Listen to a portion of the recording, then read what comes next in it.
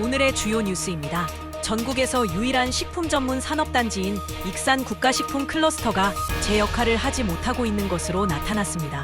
당초 계획은 2020년 기준 매출액 15조 달성 등으로 K푸드를 선도하는 핵심 산업단지로 자리매김하겠다는 것이었습니다. 하지만 매출액은 물론이고 수출액과 고용 창출 등 주요 지표가 10%에도 미치지 못하고 있습니다.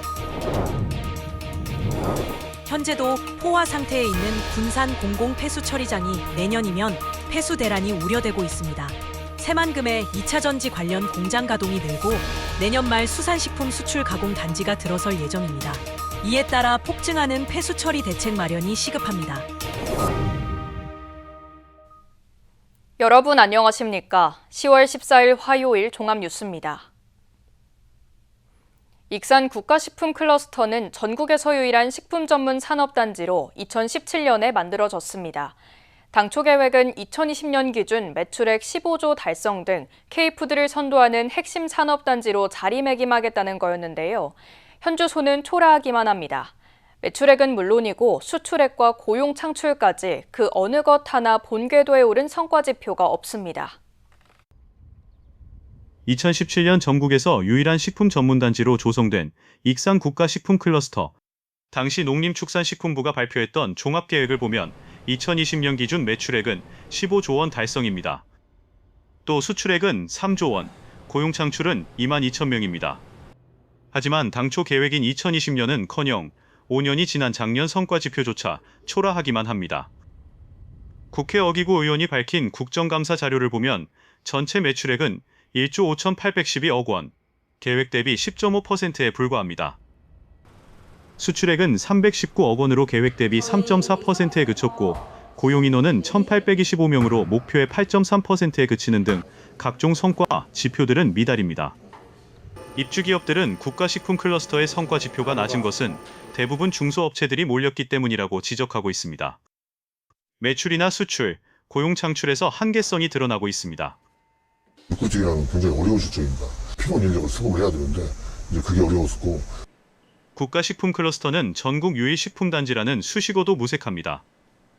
조성된 지 8년이 지났지만 현재 분양률은 76%. 올해 10월 기준 입주업체 130곳 중 호남권에 본사를 둔 업체가 전체의 70.8%인 92곳에 달할 만큼 지역 쏠림 현상이 뚜렷합니다.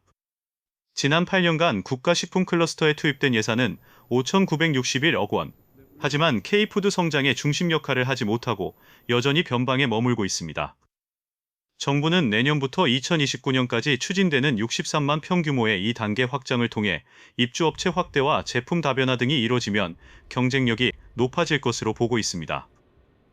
지금 이제 크게 바람이 불고 있긴 하지만 이게 대세로 흐르려고 치면은 계속 많은 제품도 나와야 되고 한미 자유무역협정 대응책으로 추진된 국가식품 클러스터. 국내 유일의 식품 전문 산업단지라고 부르기 초라할 만큼 성과가 부진합니다. KCN 뉴스입니다. 군산 공공배달 앱인 배달의 명수가 59억 원의 경제적 효과를 거둔 것으로 나타났습니다. 군산시에 따르면 지난 2020년에 공공배달 앱을 시작한 이후 중개수수료와 홍보비 등으로 소상공인들이 59억 4천만 원을 절감한 것으로 집계됐습니다. 지난 8월 기준 배달의 명수 누적 가입자는 14만 9,475명, 가맹점은 1,445개에 달합니다. 또 누적 주문 건수는 138만 건, 누적 매출액은 357억 원을 기록했습니다. 익산시가 로컬푸드 직매장 어양점 위탁 계약이 내년 2월 말로 만료된다고 익산 로컬푸드 협동조합에 고지했습니다. 익산시는 10년간의 위탁 운영을 마무리하고 공공유통 시스템을 구축한다는 방침입니다. 또 영세농과 취약농을 위한 실질적 지원에 나서기로 하고 연매출 500만 원 미만 농가에 대해 수수료를 전액 면제하기로 했습니다.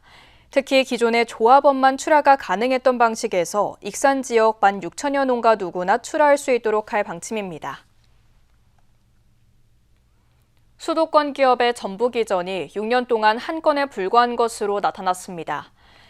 더불어민주당 김원희 의원에 따르면 지난 2020년부터 6년 동안 수도권 기업이 지방 이전을 이유로 보조금을 받은 사례는 18건에 불과했습니다. 특히 전남과 광주, 대구, 울산, 경북은 이전 실적이 없었고 전북은 한 건에 그쳤습니다. 김 의원은 지방투자 촉진 보조금이 효과를 거두지 못했다며 제도 개선이 필요하다고 강조했습니다. 신보균 전 행정안전부 차관이 농림축산식품부 익산 이전을 위해 시민 공론화를 추진하겠다고 밝혔습니다. 심 전 차관은 14일 익산시청 브리핑룸에서 기자회견을 갖고 해수부 부산 이전처럼 농림축산식품부 익산 이전은 필연적으로 이뤄져야 한다고 강조했습니다.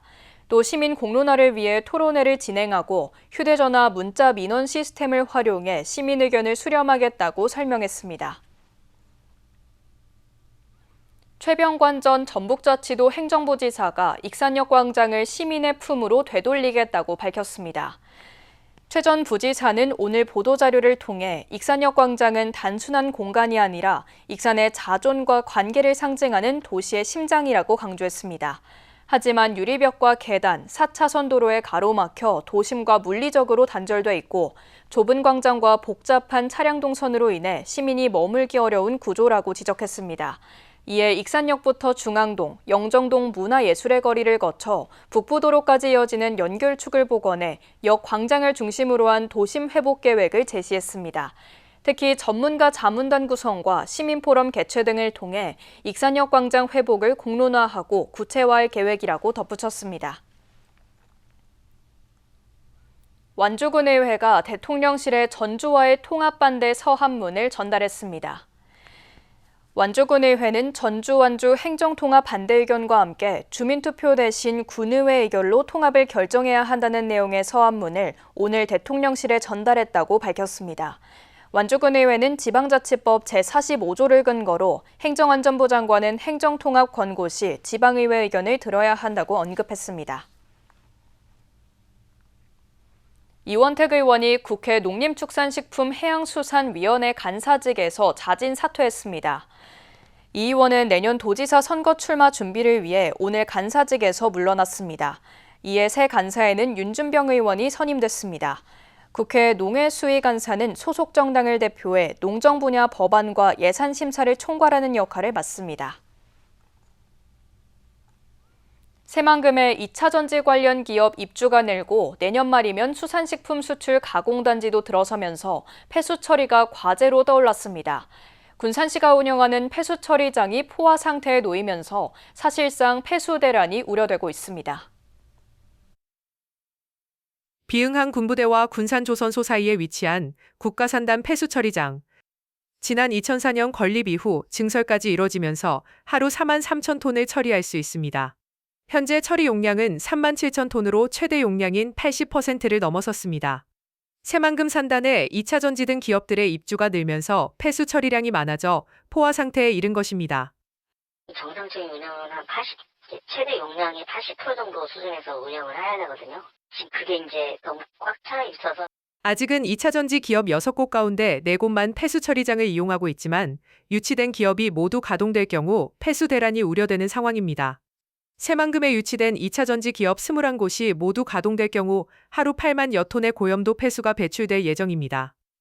이 가운데 14곳은 비흥항 폐수 처리장에 위탁할 계획인 것으로 알려져 사실상 현재 용량으로는 감당이 어렵습니다.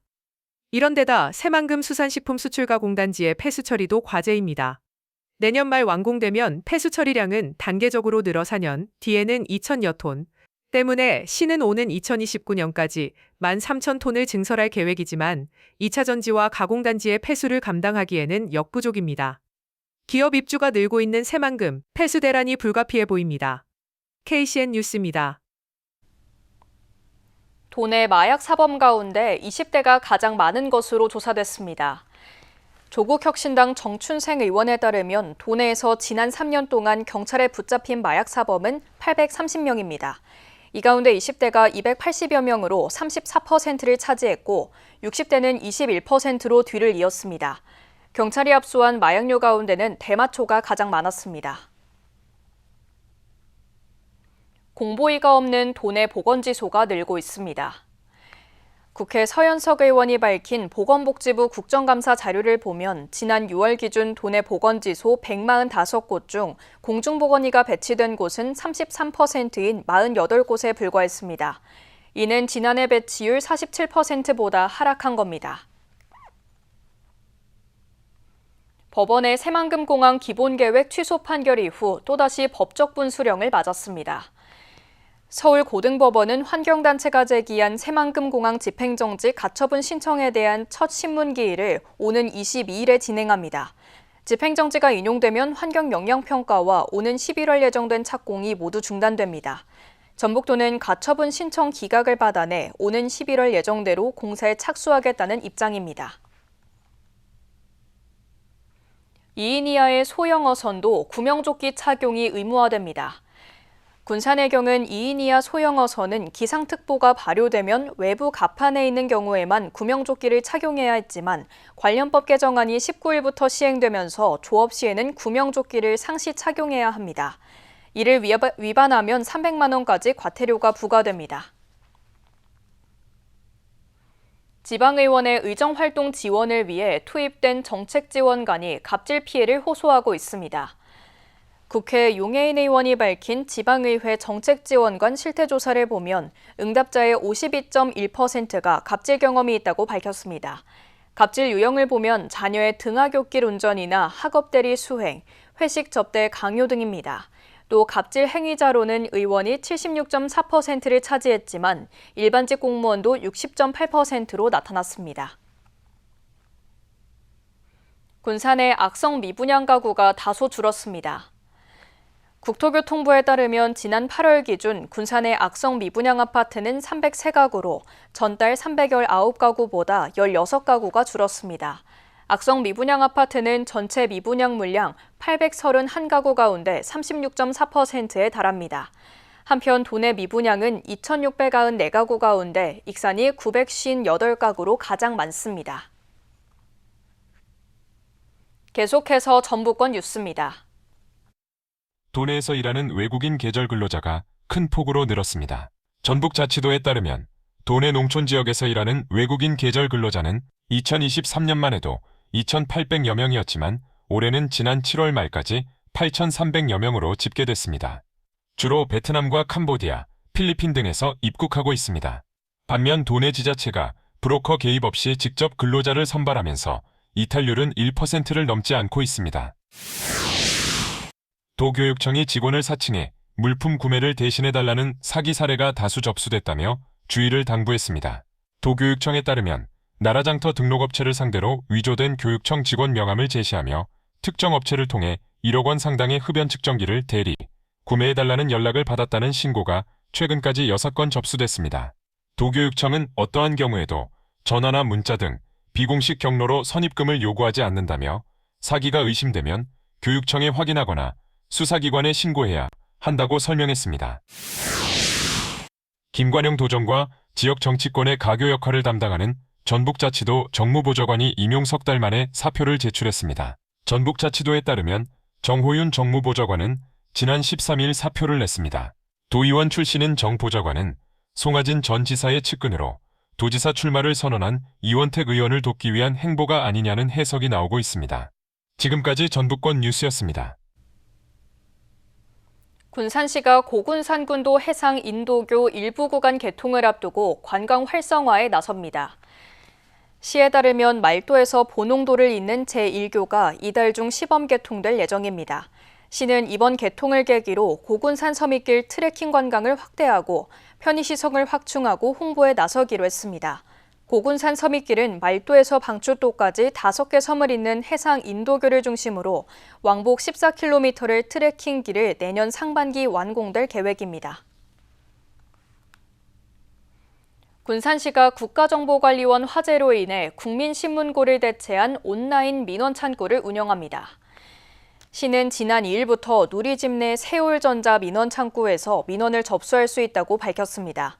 온라인 민원은 군산시 관련 민원만 접수할 수 있으며 타기관 민원은 해당 기관의 유선 등 별도의 방법으로 접수해야 합니다. 또 화재 이전에 국민신문고로 접수했던 민원은 복구 시까지 처리 기한이 자동으로 연장됩니다. 제3회 전북 농생명산업대상 수상자와 단체가 선정됐습니다. 전북자치도에 따르면 활력 있는 농어촌 부분에서 익산 회선마을이 선정됐습니다. 또 지속가능 농업 부문은 군산 한우농가 전윤섭 씨가, 미래먹거리 농생명 부분은 김제 다복솔 식품이 선정됐습니다. 익산 회선마을은 주민 참여형 마을 사업을 통해 공동체의 결속을 강화했다는 평가를 받았습니다. 제2기 익산시 먹거리위원회가 공식 출범했습니다. 익산시는 오늘 시청 대회의실에서 위촉장 수여와 민간 공동위원장 선출을 진행했습니다.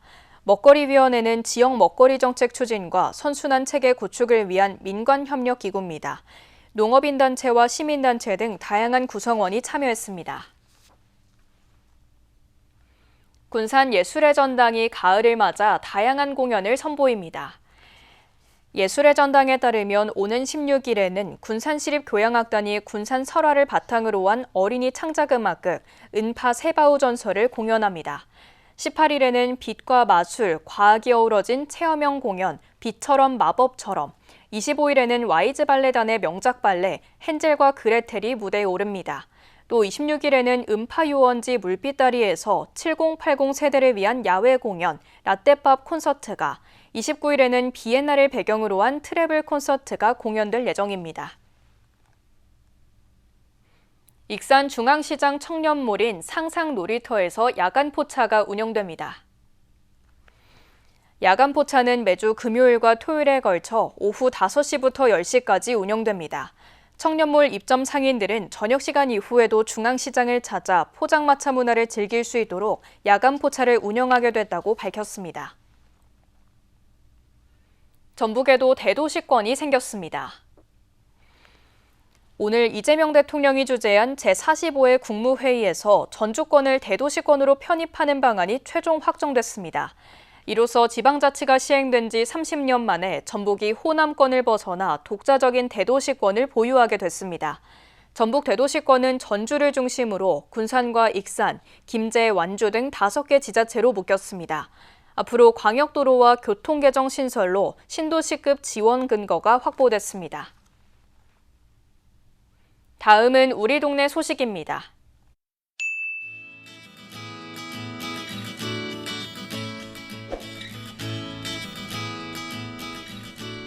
어린이 영어도서관은 헬로윈 행사를 진행한다고 밝혔습니다.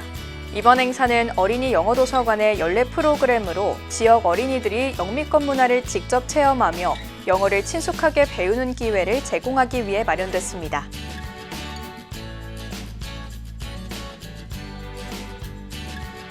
군산시 개정동에 자리한 신흥 ENG가 착한 가게로 신규 가입했습니다.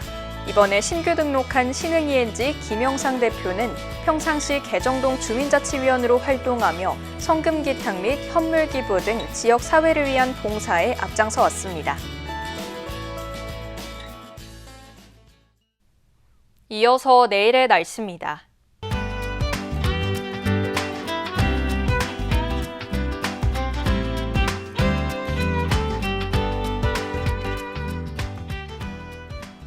내일 도내는 흐리고 비가 오는 가운데 군산은 24도, 익산은 25도를 보이겠습니다.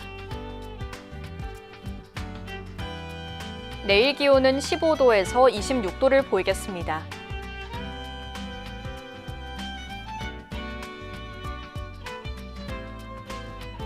익산은 내일부터 비 소식이 있으며 주간 최고 26도를 보이겠습니다.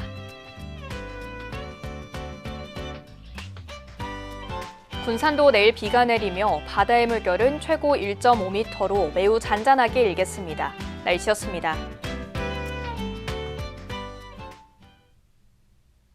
이상으로 KCN 종합뉴스를 마칩니다. 정확한 보도로 늘 함께하겠습니다. 시청해주신 여러분 고맙습니다.